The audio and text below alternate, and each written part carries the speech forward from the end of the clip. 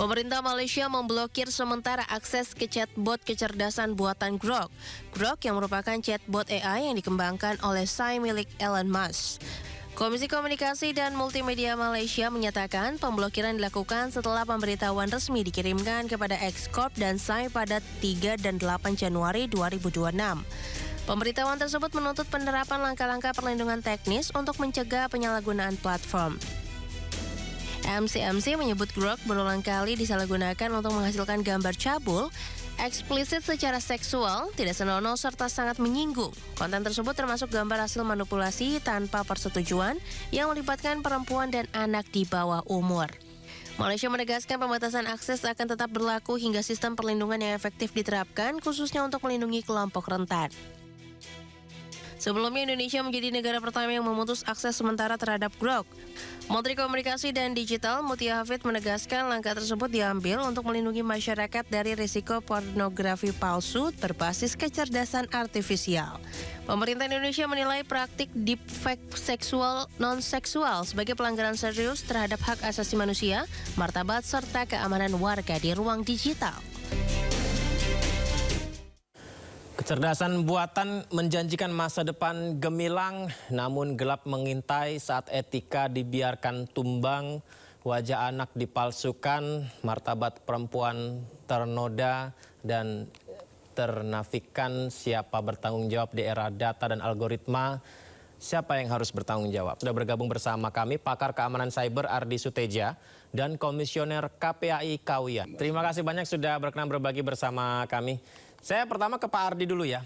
Pak Ardi, ini kan Grok ini termasuk seperti AI yang juga sudah mulai dibiasakan sehari-hari, bukan mulai ya, sudah sangat mulai digunakan sehari-hari oleh masyarakat, anak-anak muda terutama ya. Bagaimana membuat gambar dengan cepat, bagaimana mencari data dengan cepat, begitu artificial intelligence ini. Kemudian Grok ternyata melewati batas. Nah, menurut Anda Pak Ardi, seberapa besar ancaman penyalahgunaan AI termasuk Grok dan model lainnya ke depan nih ketika sekarang ini sudah kedapatan yang deepfake seksual ini, Pak Ardi? Terima kasih. Terus terang aja sebetulnya ya kita telat ya mengantisipasi karena kita reaktif kalau sudah ramai baru kita bereaksi ya. Menyikapi, menyiasati hal yang sebetulnya harus diantisipasi jauh hari ya. Tapi yang jelas yang namanya teknologi kecerdasan artificial itu ya, itu kedepannya memang boleh dikatakan tidak akan ada batasnya. Artinya dia masih berkembang ya, masih ada teknologi-teknologi lain yang akan dibenamkan dan kita nggak akan tahu sampai batas seberapa jauh ya kemampuannya yang bisa kita ukur ya. Artinya dia masih berevolusi di dalam pengembangan teknologinya sehingga ancaman resiko ya bahkan juga yang mungkin akan sulit kita bisa prediksi saat ini ya kalau kita cuma hanya melihat situasional ya sehingga kita juga harus bisa memahami bahwa dan memahami dan menyadari bahwa segala apapun yang bukan ciptaan kita ya bukan teknologi buatan bangsa kita ya itu jelas pasti ada masalah, ada resiko ya, karena kita nggak tahu isinya seperti apa, algoritmanya, didesain untuk tujuan apa ya. Karena ini kan tiap hari pasti ada teknologi baru ya, dan kita ini harus kita ingat, kita ini bukan negara inovator, tapi kita ini negara pasar, kita ini konsumen. Sehingga yang namanya konsumen kita seringkali tidak berpikir panjang ya. Yang lain pakai kecerdasan artificial, kita ikut-ikutan ya FOMO dan hype-nya itu luar biasa bangsa kita ini. Sehingga ini yang perlu kita juga sadari ya. Belum lagi nanti masalah etika. Etika kita juga cuma mudah diucap di mulut ya, tapi itu belum dibenamkan di dalam budaya ya, kultural kita itu belum ada yang namanya etika itu. Terutama terkait dengan aspek digitalisasi ya. Ini masih jauh perjalanan kita. Ini saya mencoba penasaran juga nih Pak Ardi, mencoba untuk cek cara di Groknya ya. Ternyata masih bisa digunakan ya ketika membuat prompt sesuatu begitu, bikinkan gambar studio siaran Indonesia TV misalkan. Langsung bisa dibuatkan seperti ini dalam waktu yang cepat sekali ya. Mungkin pembatasan Grok ini apakah belum diterapkan, apakah sudah diterapkan begitu oleh pemerintah? Apakah sudah ada pembatasannya ya Pak Ardi? Yang saya dengar memang sejak Kamis lalu ya, itu surat keputusan menterinya sudah keluar, artinya sudah resmi diblokir untuk sementara. Namun ada namunnya nih. Yang memastikan dan mengontrol dan melakukan sidak itu sudah diblokir siapa? Oke, ini saya coba ya Pak Ardi ya. Ini kan saya tadi ngetik iseng-iseng aja gitu. Buatkan studio siaran berita di Sindo News TV dengan dialog bersama 2 narasumber. Kemudian cepat sekali langsung muncul gambarnya ini. Seperti ini. Ini artinya sudah diblokir belum Pak Ardi kalau begini? Mungkin sudah diblokir fitur-fitur tertentu. Oke. Ya, kita harus akui itu. Itu fitur tertentunya saya juga cek sudah mulai agak susah ya diakses. Tapi kalau mau bicara keseluruhannya, ya, saya rasa juga tidak mungkin, ya. Artinya kalau memang diblokir keseluruhan ya, mungkin saya nggak bisa berkomunikasi sekarang dengan Sindo. Internetnya harus dimatikan total itu. Oke. Kalau konten yang dihasilkan AI ini loh Pak Ardi, misalnya seseorang membuat konten deepfake, bahkan kan ini juga isunya kan ke asusila ya. Ini emang bisa didata, bisa dibatasin. Apakah pemerintah ketika menegur akhirnya ada settingan dari si AI-nya ini untuk membatasi kalau deepfake asusila maka tidak bisa. Kalau yang melewati batas asusila tidak bisa. Apakah itu bisa dilakukan Pak Ardi? Harusnya bisa ya, tapi memang ini memerlukan ada goodwill ya daripada pengembang teknologinya, ya apakah dia mau atau tidak, ya karena kita kan cuma sebatas menghimbau, memanggil, suruh datang sini, suruh menjelaskan ya, urusan di dalamnya, urusan codingnya segala macam kita nggak tahu. Dan ada satu poin penting ya yang kita lupa dan tidak disadari. Ini aplikasi sudah jelas melanggar yang namanya community policy daripada penyedia aplikasi yang di Google App Store-nya, terus iOS App Store-nya.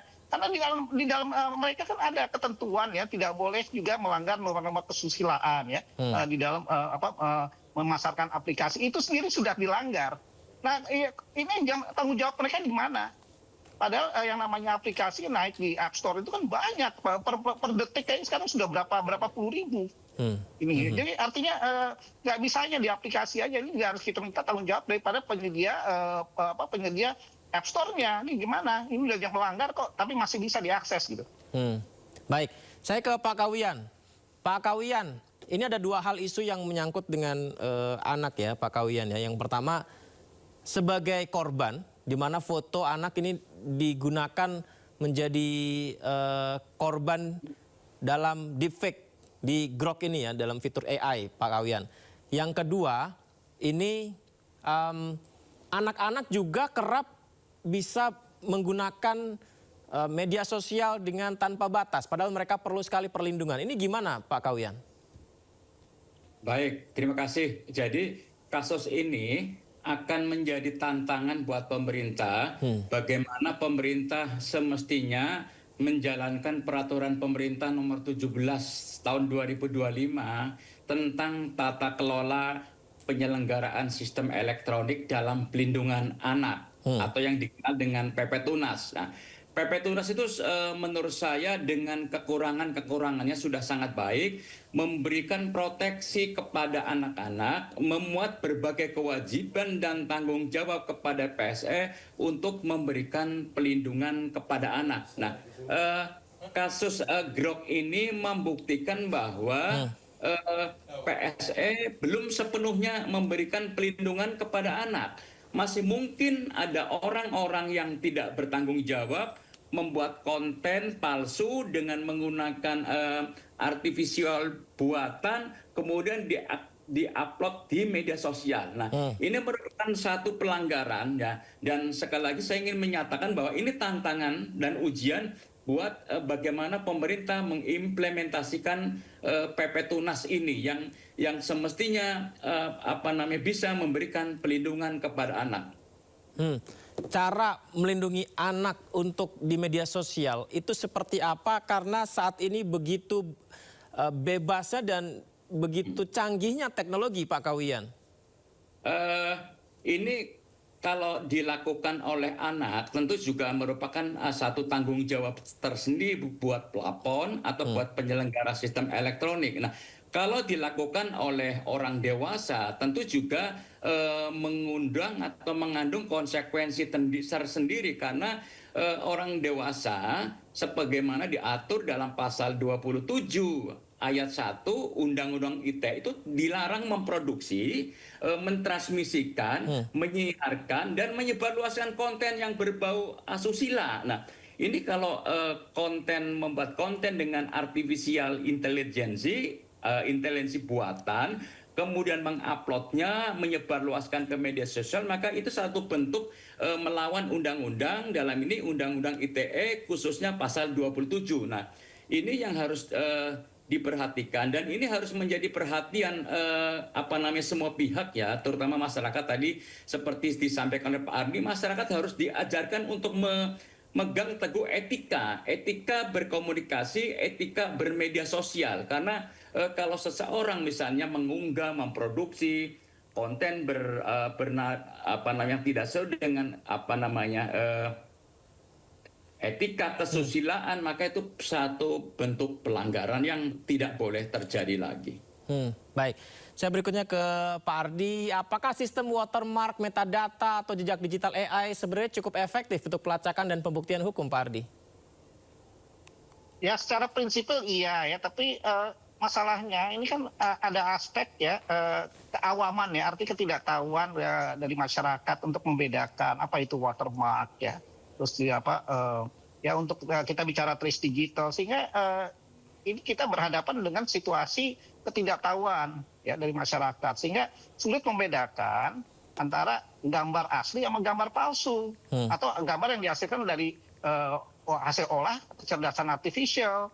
Nah, ini juga kembali lagi seperti yang disampaikan Pak Kawian, perlu ada pelibatan masyarakat ya, semua elemen-elemen pengguna teknologi untuk mau belajar ya, bukan hanya literasi digital tapi juga ada semacam kepekaan, membenamkan kepekaan pada masyarakat bahwa apa yang kita pergunakan yang namanya teknologi itu tidak semuanya itu aman untuk kita pergunakan. Nah, ini yang jadi pertanyaan kan, ini akan menjadi beban siapa untuk mendidik masyarakat itu, sementara kita juga harus sadari bahwa kurikulum ya, kayak tadi disampaikan juga terkait dengan etika ya, mengenai digitalisasi, apakah iya sudah ada di dalam kurikulum sekolah? Ini juga jadi pertanyaan ya.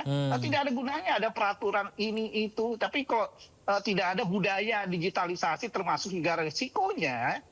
Jadi faktor budaya resikonya, aturan apapun tidak ada gunanya. Tidak ada gunanya ya Pak ya. Pak Ardi, kalau misalnya ada seorang pelaku menggunakan deepfake memanfaatkan AI, ini yang pertama kali diteliti atau dicari tahu adalah pelakunya dulu yang bikin atau si platformnya yang memberikan wadahnya, Pak? Seharusnya platformnya itu punya sistem ya, algoritma untuk mendeteksi apapun konten yang diunduh ya di platform mereka itu hasil apa? Apakah hasil murni gambar asli atau gambar yang digenerasi dengan menggunakan kecerdasan artifisial? Itu seharusnya salah satu yang harus mereka miliki, yang ternyata kalau dalam kasus Grok ini itu tidak berfungsi algoritmanya untuk mendeteksi itu, padahal itu sudah menjadi bagian dari kelengkapan pengamanan aplikasinya. Nah, ini juga jadi pertanyaan kenapa itu tidak berfungsi. Ini juga, dan ini saya meyakini yang lain pun juga mungkin fungsi-fungsi deteksi hal-hal yang tidak boleh ditayangkan ya, atau dihasilkan, digenerasikan yang melanggar norma-norma agama, asusila, itu kemungkinan besar juga tidak berfungsi. Nah, kembali lagi yang pertanyaan, ini siapa yang mengawasi ini, yang mengecek langsung melakukan uji petik ini siapa? Baik, Pak Ardi, ini saya juga ingin tanya juga ya Pak Ardi. Ini Grok ini kan ada aplikasi juga ada di X-nya ya Pak Ardi ya. Yang di aplikasinya ini saya tidak bisa menggunakannya begitu. Mungkin ini yang dimaksud diblokir tadi ya, yang di aplikasi khusus milik Groknya mungkin ya Pak Ardi ya. Tapi ketika saya menggunakan di X-nya begitu, saya menulis buatkan presenter berita tampan Indonesia, saya klik, kemudian yang keluar ini dia, langsung cepat sekali. Ini yang di dalam platform X-nya ya. Saya pikir saya yang keluar, ternyata bukan nih Pak. Nah ini ada foto-fotonya. Ini berarti apakah beda Pak Ardi? Platform AI dari aplikasi Grok-nya sendiri ataukah yang dari X-nya begitu Pak Ardi? Saya tidak tahu persis ya, tapi yang jelas fitur-fitur tertentu kemungkinan sudah tidak bisa diakses, apalagi terkait dengan masalah-masalah tadi kesusilaan, ya agama, ya SARA ya, itu yang memang bisa menimbulkan persoalan keresahan di masyarakat itu mungkin sudah di-disable oleh mereka atas himbauan dari Komdiji. Tapi kalau yang lainnya masih jalan, artinya tidak sepenuhnya aplikasi itu diblokir. Yang fitur-fitur standar yang umum itu saya kira masih bisa diakses ya. Tapi memang yang aplikasi-aplikasi fitur-fitur tertentu yang meresahkan saya kira sudah tidak mungkin. Uji silakan deh. Ya saya nggak menganjurkan, tapi coba dicoba deh. Dengan apa yang kita bahas pada malam ini, saya yakin tidak bisa diakses sudah. Tidak bisa diakses ya? Tidak bisa menghasilkan jawaban. Gitu. Oke. Ketika anak menjadi korban, entah fotonya digunakan atau mungkin dia melihat ada aktivitas yang terlalu bebas, tapi dia belum mengetahui menguasai hal yang baik seperti apa. Dampak psikologisnya kepada anak seperti apa Pak Kawian? Baik, terima kasih Mas Yuda. Sebelum menjawab itu, saya izinkan saya mengatakan bahwa mestinya negara-negara itu memiliki sikap yang sama seperti Indonesia, Malaysia dan Inggris dalam merespon perilaku menyimpang di media sosial ya. Jadi itu harus menjadikan gerakan negara-negara yang memberikan pelindungan terhadap anak ya. Kemudian dampaknya tentu sangat serius ya. Anak-anak yang secara langsung menjadi korban, gambarnya direkayasa, membuat seolah-olah seperti telanjang misalnya, menjadi hal-hal yang memalukan, itu kan dampaknya sangat besar buat anak yang menjadi korban. Dia menjadi malu, dia menjadi trauma, dia menjadi bersalah, dia bisa menjadi kehilangan percaya diri, dan akibatnya dia bisa mengisolasi diri, bisa menyakiti diri sendiri. Nah itulah yang hal-hal yang harus kita hindari, kita cegah ya. Kemudian anak yang tidak menjadi korban secara langsung juga berbahaya karena kalau itu dibiarkan, itu akan menormalisasi konten-konten yang seperti itu. Konten-konten negatif, konten-konten asusila dianggap sebagai sesuatu yang normal kalau praktek seperti itu dibiarkan. Oleh karena itu, sekali lagi bahwa pemerintah harus tegas menindak ya, baik itu platform media sosialnya maupun netizen pelaku yang melakukan rekayasa foto atau gambar menjadi sesuatu yang berbau melanggar kesusilaan. Mengingat media sosial banyak digunakan anak-anak Pak Kawian, kemudian dampaknya juga kita nggak bisa membatasi. Kadangkala anak kita ini lebih pintar daripada kitanya gitu, orang tuanya ini gitu. Nah ini apakah berlebihan kalau kita bilang sekarang ini darurat media sosial Pak untuk anak Pak? Saya sepakat ya, itu sudah darurat karena memang ada gap yang cukup lebar antara kemampuan digital orang tua dengan anak ya. Anaknya sudah pandai kemana-mana, menguasai handphone, menguasai berbagai media sosial, sementara sebagian besar orang tua masih belum mampu menjadi pengawas, pendamping, dan memberikan edukasi kepada anak-anak secara digital. Oleh karena itu, saya mendesak kepada pemerintah untuk segera memberlakukan secara utuh ya peraturan pemerintah tadi yang namanya PP Tunas. Di PP Tunas itu ada pasal 7 dan pasal 12 yang mewajibkan platform media sosial untuk melakukan edukasi dan pemberdayaan ekosistem digital yang melibatkan orang tua, anak, dan juga sekolah. Apa tujuannya? Tujuannya supaya orang tua juga bisa memiliki pengetahuan tentang digital, bagaimana bisa memberikan pemahaman kepada anak tentang manfaat internet, manfaat media sosial, juga resiko-resiko yang terkandung di dalamnya. Nah, ini bukan tugas ringan, tapi tugas yang berat karena sebagian besar anak-anak kita terkoneksi dengan internet dan mereka menggunakan media sosial. Bukan hanya yang di kota-kota, tapi juga di pedesaan. Sementara orang tuanya masih berada di belakang, yang perlu diberikan edukasi dan kemampuan digital supaya bisa memberikan pemahaman, edukasi, pengawasan, dan pendampingan kepada anak-anak. Setuju, sepakat Pak Kawian. Pak Ardi, ini AI ini kan nggak nyangka ya bisa sampai di titik ini begitu. Hanya bermodalkan prompt yang benar gitu ya, kata-kata yang pas gitu Pak Ardi. Kita bisa bikin film, kita bisa bikin poster, kita bisa bikin banyak hal, data juga kita bisa langsung instan begitu. Ini kan cepat sekali ya sampai di titik hari ini begitu perkembangan AI. Kedepannya ini akan sampai sejauh apa Pak Ardi? Kalau kita mikir tentang dampaknya ini Pak Ardi. Yang jelas yang namanya teknologi itu kan luar biasa ya. Evolusinya sangat cepat ya. Dan kita tidak bisa rem ya. Dan AI ini baru menurut hemat saya baru yang kelihatan ya, kemampuan teknologi itu sudah sampai sejauh ini ya. Tapi sampai sejauh mana ya, kayak tadi saya sudah sampaikan, sampai batas mana saya nggak bisa katakan. Yang jelas selama masih banyak inovator ya di bidang teknologi di luar sana, saya rasa tidak akan berhenti ya.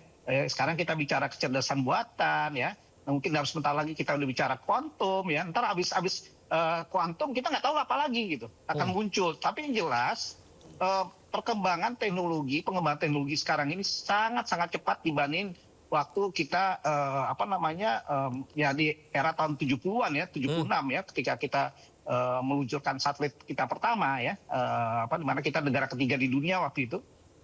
Itu sekarang sangat cepat ya, hampir tiap boleh dikatakan hampir tiap detik ada aja teknologi baru, aplikasi baru. Tadi saya sampaikan di App Store ya, itu puluhan ribu per jam mungkin ya aplikasi. Dan gimana sekarang jadi pertanyaan, gimana mengawasi itu, bagaimana memastikan standar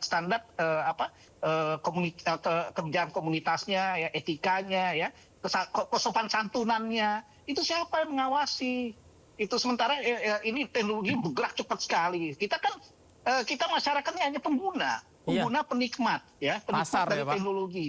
Kita nggak bisa ngawasin. Nah, regulator sendiri sekarang menurut saya sudah kewalahan ya. Kalau dibilang darurat media sosial benar, dan kita sudah lihat bomnya meledak. Kita udah melihat bomnya meledak dalam beberapa peristiwa dalam 2-3 tahun terakhir ini, tapi kita nggak sadar. Nah, ini mungkin harus menjadi peringatan ya buat kita semua ya, gimana sekarang kita bisa bersama-sama untuk ikut bisa mengawasi dan memastikan ya bahwa ini yang kita pakai ini yang terutama generasi berikutnya, anak-anak muda ya, anak-anak sekolah yang usia sekolah itu jangan sampai terjerumus kepada kita bilang hidden ya, tujuan-tujuan tersembunyi daripada aplikasi teknologi ini. Karena kita nggak ngerti. Karena Pak Ardi, saya pernah di chat sama ayah saya ya Pak Ardi ya. Dia bilang informasi tentang sesuatu yang menurut dia diyakini benar begitu, karena alasannya wajahnya sama, mulutnya gerak sama, suaranya sama, postur tubuhnya sama, dan itu diyakini itu tersebar di media sosial Pak Ardi. Padahal manipulasi. Betul, kan dan itu betul, dan kita sebagai orang awam nggak mungkin bisa membedakan kan. Kita tahunya ada orang berat ngomong suaranya mirip kita yakin itu adalah orang yang bersangkutan. Tapi dalam realitanya itu hasil rekayasa. Gitu. Ya. Serem ya. Baik, artinya satu hal yang kita sepakati adalah regulasi dan pengawasan pemerintah. Jangan hanya masyarakat saja yang diharapkan bisa memilah-milah ya Pak Ardi dan Pak Kawian. Terima kasih Pak Kawian.